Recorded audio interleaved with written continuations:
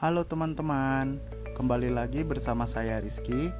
Nah, di video kali ini saya akan memaparkan resume yang telah saya buat mengenai transfer pricing atau harga transfer. Apa sih transfer pricing atau harga transfer?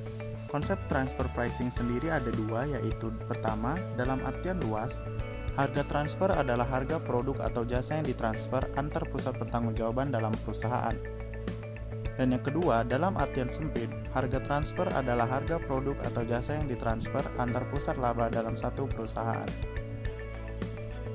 Apa sih peran yang dimiliki transfer pricing?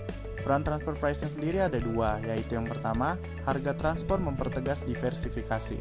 Yang kedua, harga transfer sebagai alat untuk menciptakan mekanisme integrasi. Dalam transfer barang atau jasa, ada dua macam keputusan. Yang pertama, keputusan pemilihan sumber atau sourcing decision, dan yang kedua, keputusan penentuan harga transfer atau transfer pricing decision. Karakteristik apa yang dimiliki transfer pricing? Yang pertama, masalah harga transfer timbul jika divisi yang terkait diukur kinerjanya berdasarkan laba divisinya. Yang kedua, harga transfer selalu mengandung unsur laba. Dan yang ketiga, harga transfer merupakan alat mempertegas diversifikasi.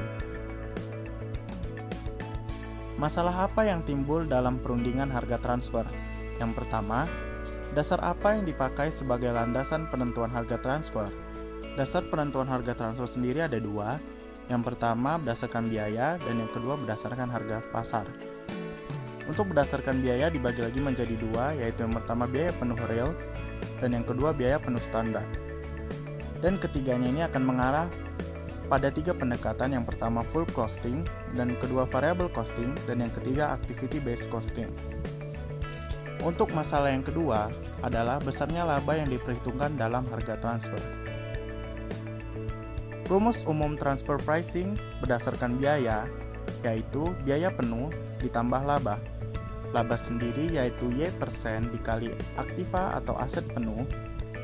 Aktiva penuh sendiri yaitu aktiva lancar ditambah tidak lancar. Dan yang kedua, biaya penuh bisa memakai tiga pendekatan. Yang pertama pendekatan full costing, kedua pendekatan variable costing, dan ketiga pendekatan activity based costing. Berikut adalah penjelasan untuk pendekatan full costing.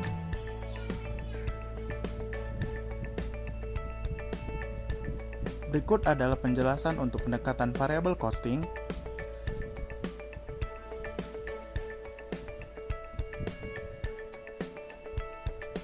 Kelemahan penentuan harga transfer atas dasar biaya ada dua.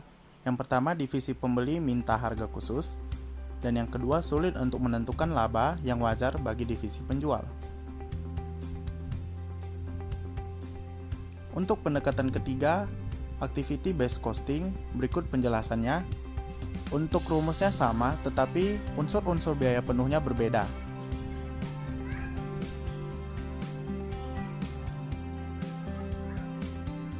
Penentuan transfer pricing atas dasar harga pasar.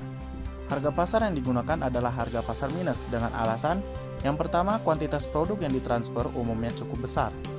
Yang kedua, dalam transfer barang, divisi penjual tidak mengeluarkan biaya-biaya seperti iklan, promosi, komisi, dan lain-lain. Dan ketiga, juga untuk transfer tidak dibutuhkan biaya penggudangan.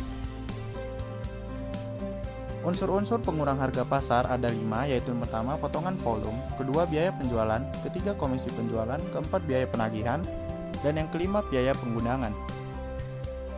Apa sih kelemahan harga pasar? Yang pertama, tidak semua produk punya harga pasar. Yang kedua, divisi penjual punya pasar yang sudah pasti, sehingga keuntungan ini hanya dinikmati oleh divisi pembeli saja. Dan yang ketiga, menentukan harga pasar terkadang sulit saat harga pasar sangat berfluktuatif atau berubah-ubah. Ada tiga alternatif dalam transfer pricing. Yang pertama, beban tetap bulanan. Yang ketiga, pembagian laba atau profit sharing. Dan yang ketiga adalah dua perangkat harga atau two sets of price. Ada dua aturan formal yang ditetapkan dalam mengatur penetapan harga transfer. Yang pertama, negosiasi antar divisi. Yang kedua yaitu metode arbitrage. Sekian resume yang bisa saya paparkan. Mohon maaf jika ada kesalahan. Terima kasih telah menonton. Bye bye.